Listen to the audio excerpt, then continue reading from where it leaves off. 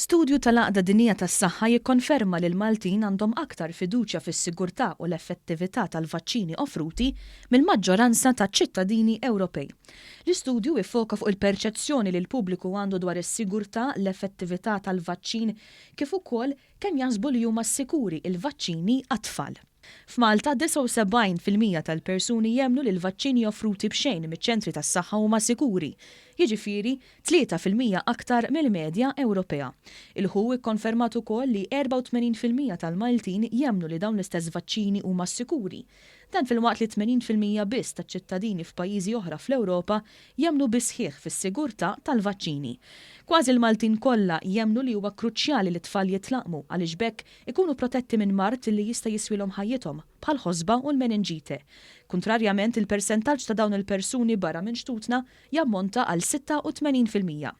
L-istudju wara wkoll li 95% ta' tfal Maltin ħadu it-tilqim impost mill-liġi u tilqim ieħor offrut fiċ-ċentri tas-saħħa.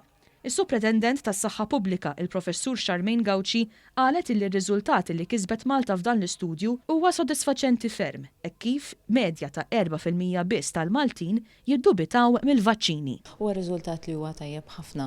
Infatti jekk tħares lejn l-istatistika bħala coverage rate nafu li pereżempju l-MMR għandna 95% coverage rate fejn għandna sostanzjalment il-popolazzjoni tagħna fit-tfal qiegħda tieħu dan it-tilqim.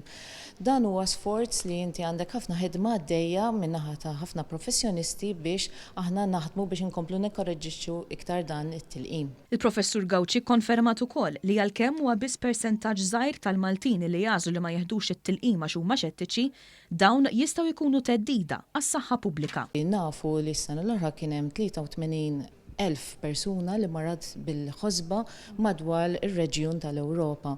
U dan huwa sostanzjalment xi ħaġa serja għaliex nafu li kien hemm doppju tal-każijiet li kien hemm fis-sena ta' qabel.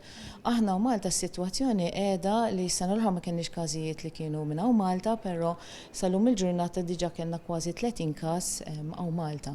U dawn is-sitwazzjonijiet kienu kollha li kien hemm nies li meta kienu iżgħar propju ma ħadux din it-tilqima. Spjegat ukoll kif tul is-snin bdew jiġu pubblikati studji folos fuq il-medja soċjali u l-internet li tefgħu dawn l-ikraħ fuq it-tilqim, fosthom billi allegaw li hemm rabta bejn it-tilqima tal-MMR mal-awtiżmu fit-tfal.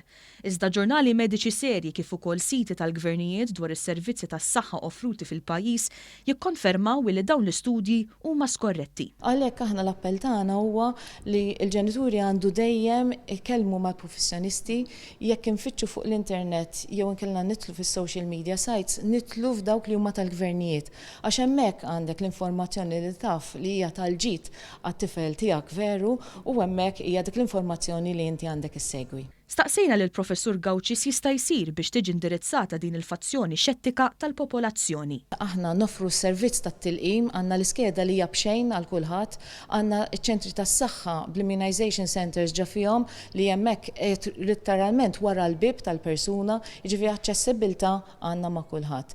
Barra minn hekk għandna l-professjonisti hemmhekk li jistgħu jagħtu parir, hemmhekk għandna nies li huma mħarġa jistgħu jitkellmu magħhom.